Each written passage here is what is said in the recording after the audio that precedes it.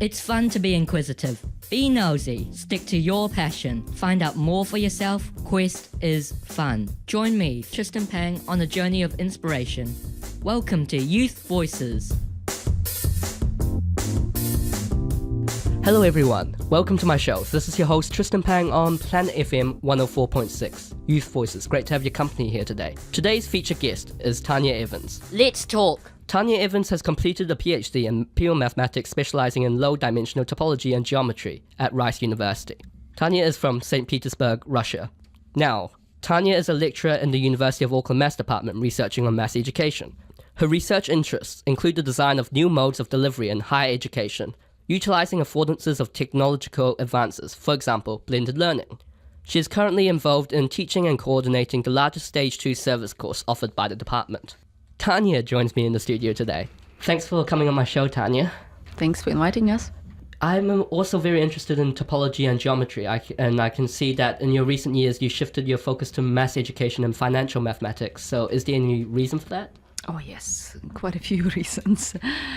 I guess to work in pure mathematics at the frontier of open problems is a very challenging endeavor for all pure mathematicians.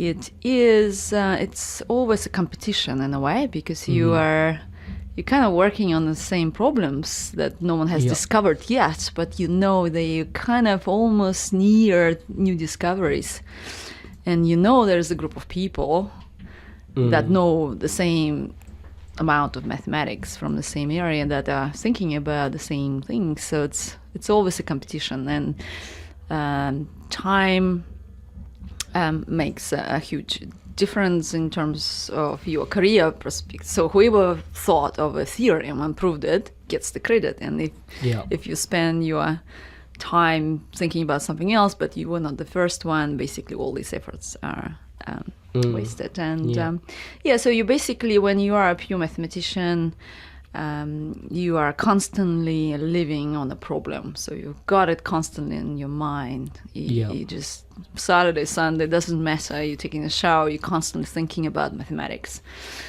And I was quite enjoying that state when I was doing my PhD and first year after PhD.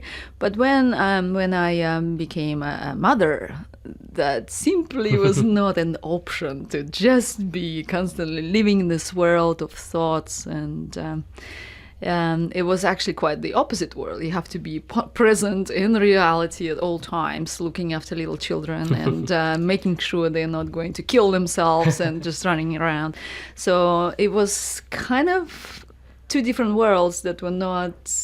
It was not possible to put together. Yeah, and, that makes sense. So I focused on teaching of mathematics. That was a possibility. And so I'm a mother of 3 children, and now my children are a little bit older. Now I can do research fully, and I find doing research in mathematics education is something that I'm more passionate about in the end, because for me personally, I like to see impact of my research on people, and while I'm still alive, not 500 years later, when pure mathematics is usually has its impact for some part of mathematics.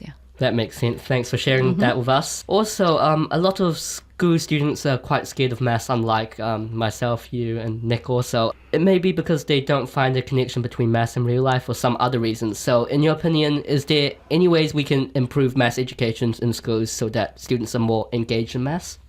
Absolutely. This is a huge area of research in mathematics education. It's a discipline which is not an old discipline. It's kind of gaining momentum and becoming a very important discipline. And cross-country comparisons in different cultures is very insightful at times. So for me, originally coming from Russia, having my education school, high school, undergraduate education in Russia, then moving to US, doing my PhD in US, but also I was expected to teach at undergraduate level, and finally coming to New Zealand. So I had this very interesting perspective on the differences between the 3 countries. Yeah. And what I notice is that the perception of New Zealand public, just overall, as an average, if you can measure this perception of the value of mathematics in society, is different. In Russia, the perception of the value of mathematics is very high. In US, it's slightly lower. In New Zealand, it's very low. So if I put scale, this is how it pans out. And I've been here for since 2003. Yeah. Okay, 15 years, and I do not see much change to better at all. It's not, maybe to the worse. And that starts from primary school education.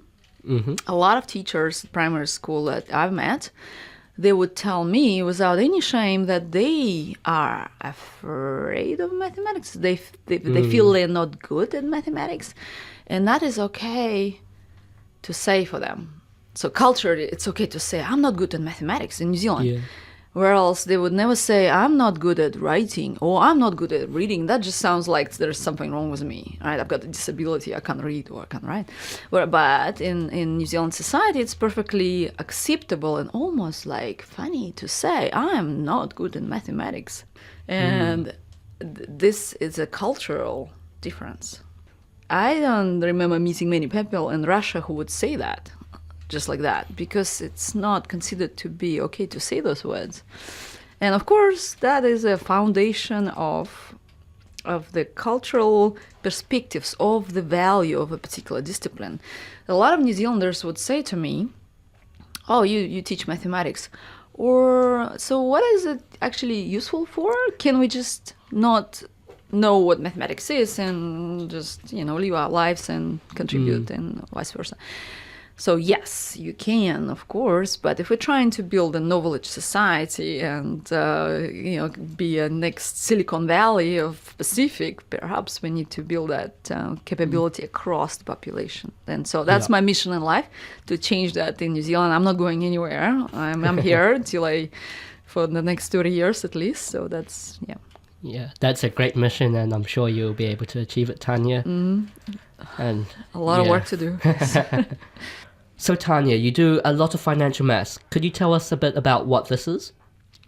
Yeah, sure. Financial mathematics. We offer a course on financial mathematics at the University of Auckland, and the demand for this knowledge is increasing due to the fact that financial industry has developed in a way that it now utilizes mathematical and statistical approach to gain a competitive advantage between companies. So there is a sector of financial industry, which I can call high-tech sector of financial industry, that is employing people with mathematical skills, and their job is to come up with innovation. Innovation in financial industry is to create financial instruments, new financial instruments that will create some advantage for those companies.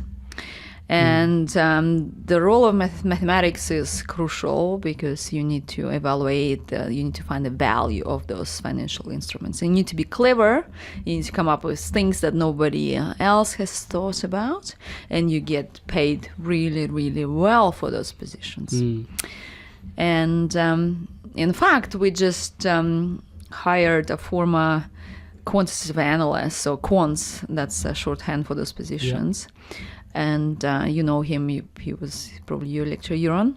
Oh, Euron, So he spent 3 years as a quant.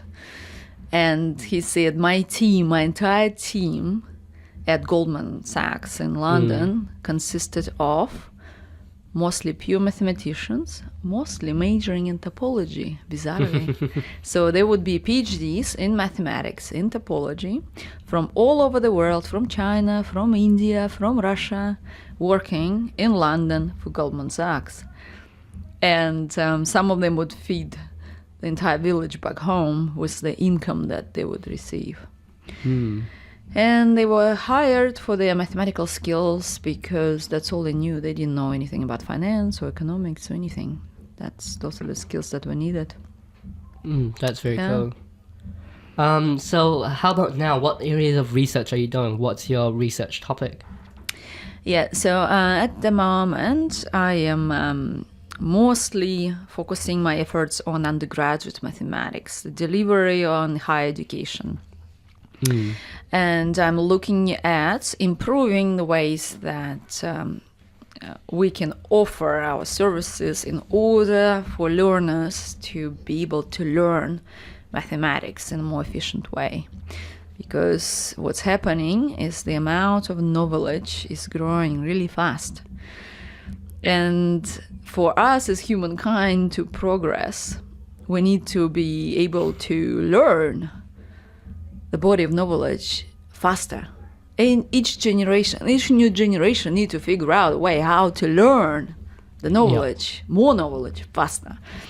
And so that's my main area of research, is how to do that for mathematics at university level. That's very cool. You've done a lot of outreach, so promoting maths to the wider community. One such thing is the Mathscraft Festival, promoting maths and craft and their relationship to the public. So what do you think is the beauty of Mathscraft, and what's your favorite thing to make in Mathscraft? Yeah, so Mathscrafts, I got involved because I was asked to do that.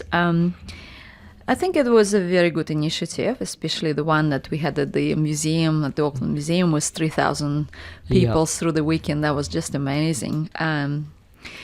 I think that people don't often know about it. They don't understand the relation of mathematics to objects such as origami, and there's a lot of mathematics in it, and I guess at the first glance you can notice it in symmetry. So whereas anywhere where there is symmetry, there is mathematics. And as a human being, we somehow evolutionarily like symmetry. There's some research to say that we like symmetric faces. We prefer symmetric faces in people to asymmetric faces. There is some sort of a code in us that perceive symmetry as beauty, and so beauty in mathematics, and I think it comes from that perception of symmetry. Yeah, that's very cool. How about, what's your favorite hobby to do? So outside maths and stuff like that, what do you like to do? I quite like sports. I think that the message that Auckland Uni Recreation Centre puts out, what do they say? Active body equals focused mind. I live by this. I think this is so true for me. Without sports, without exercises, I think I function in a less efficient way. And so my hobby has become recently as I became a group fitness instructor. So specifically spin instructor. So spin instructor is an indoor cycling instruction, and it's a group of people get together in a room, get on the stationary bikes, and we cycle for 30 or 45 minutes with the music on, with the disco lights on and lights off, and it's all a very interesting atmosphere, all for the purpose of having a lot of exercise in a fun way and encouraging each other to do our best. That's very cool. Yeah, so that's my hobby at the moment. And finally, can you tell us 3 people who have influenced you so our young listeners can learn from them, and why? Yes, it wasn't easy for me to think of 3 people straight up, and I had to think really when going back to my childhood, who were the inspirational people to me. And I think the very first one was Dmitry Mendeleev, who is a Russian chemist. And he was born in 1834. And his achievement is astonishing to me to understand that he was born in a small village in Siberia, in the middle of nowhere. And he had this amazing drive for knowledge that was unstoppable. And what he's gone through after the death of his father, and his mother is trying to support his entire family, working really hard. And yet, somehow he managed to convince his mother at the age of 13 to take him to better places where he would have access to knowledge. There was no internet back then. Yeah. So the only way to acquire knowledge was to move to a bigger place. And he traveled from Siberia all the way to St. Petersburg at the early age of 13. Because he knew he needs to do it. He knew he needed to know more and learn more, because he knew that he can contribute. And he did. He was the creator of the periodic table. Yeah, that's very cool. Yeah. And the other one is Sergei Korolev. And he's an amazing person because he is the mastermind of USSR space program. And if you read his biography, it's astonishing what he's gone through. My take on it is he spent some time in prison before all of this for the crimes that now or would not be considered crimes. He was just, during the Stalin time, he was basically an educated individual, and this freedom of choice, freedom of speech was not there, and some people thought that he perhaps is too smart and too dangerous. So he was put in prison for many years. And after that, he was released after that. He was working for the government, but he always felt the pressure of delivering, and he whatever he produced was almost done as he's still in prison. I think that's how I read it, and the conditions he was working and his surrounding and all. But nevertheless, he was driven by his passion to creation of this new thing, and that's all that mattered to him. And that was amazing. Thanks for sharing that. Yeah.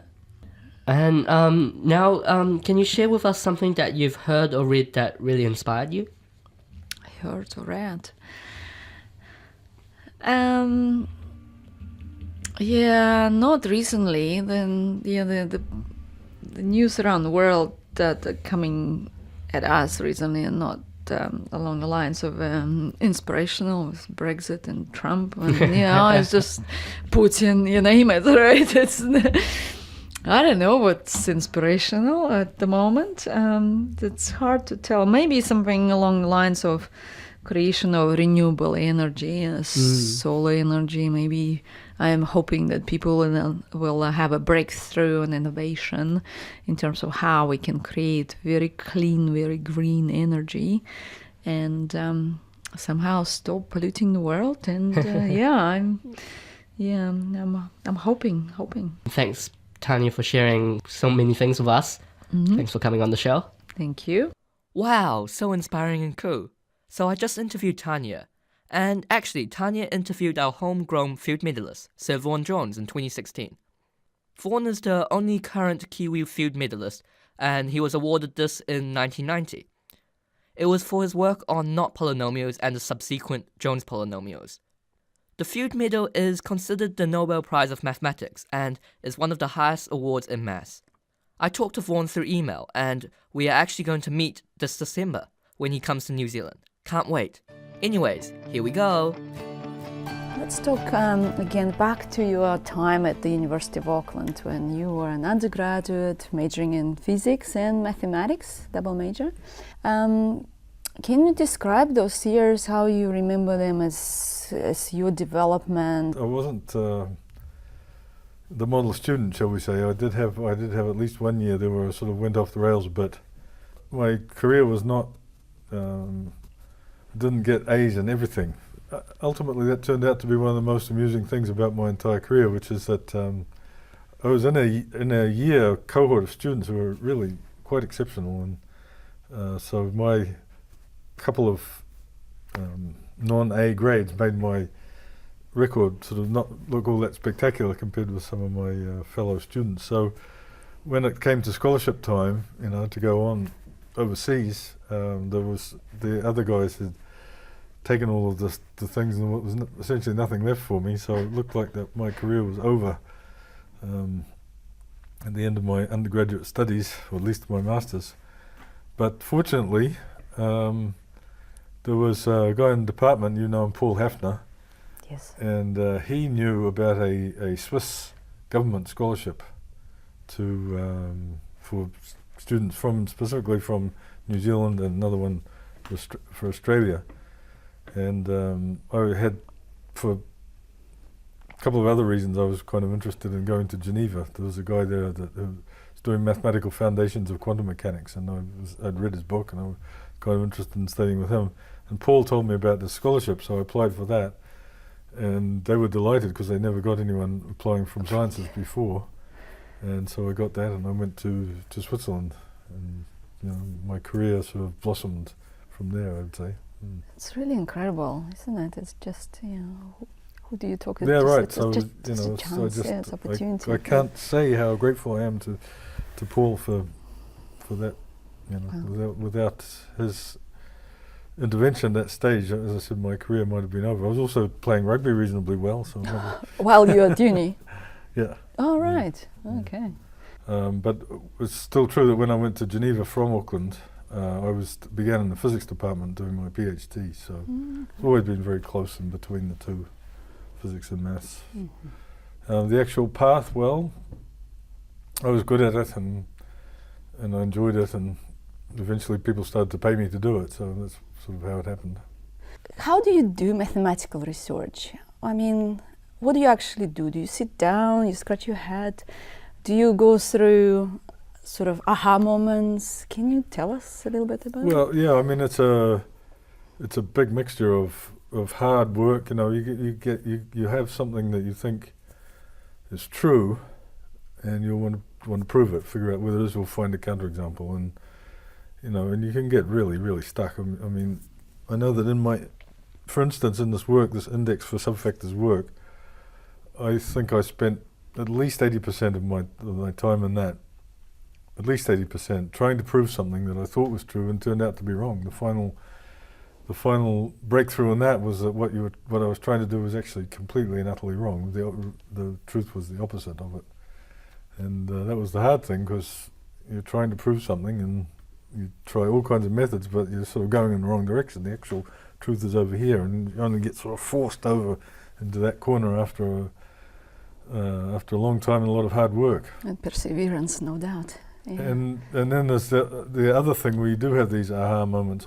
With the knot polynomial, it was exactly like this. I've been thinking about it for about 3 years, and I met up with Joan Berman, who was a knot theory braid person in New York, and had a long discussion with her, and that was pretty depressing because it didn't seem like anything that I had done was actually going to be any use for anything. And then, but she told me a lot of things, and one of those things just kept, you know, nagging away at my brain. And then about a week afterwards, all of a sudden, I actually more or less woke up in the middle of the night thinking, "Oh my God, that's all I have to do."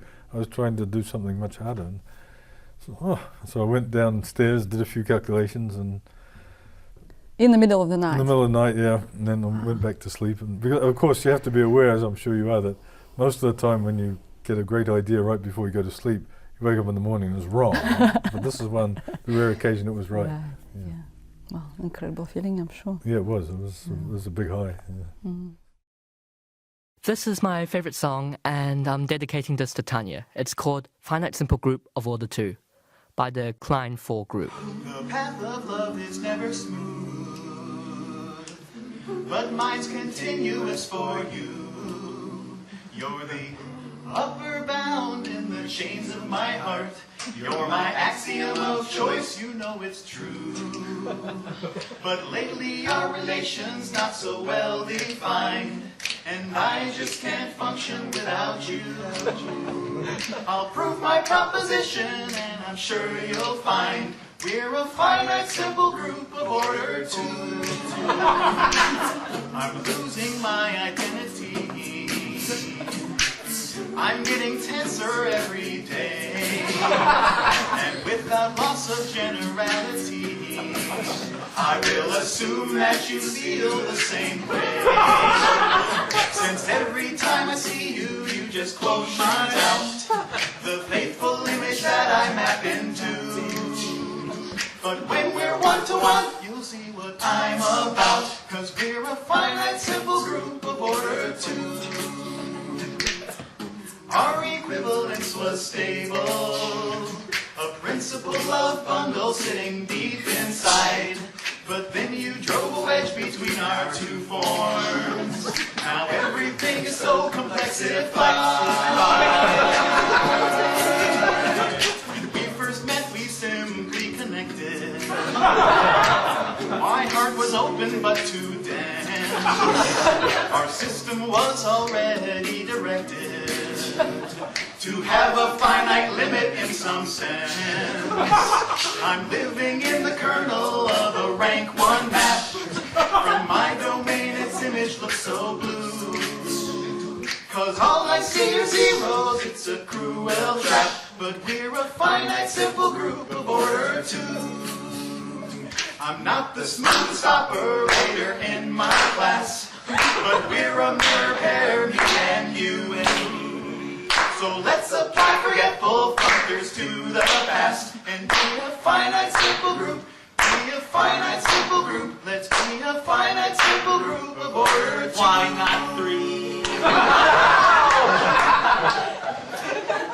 I've proved my proposition now, as you can see. So let's both be associative and free.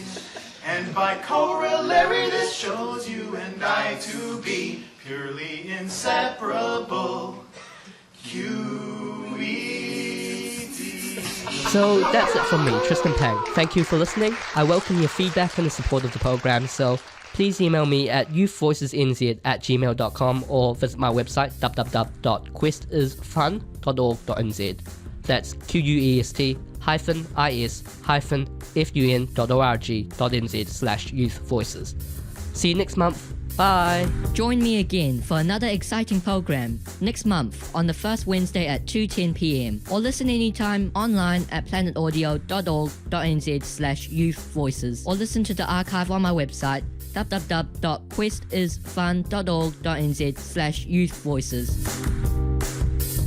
Youth Voices.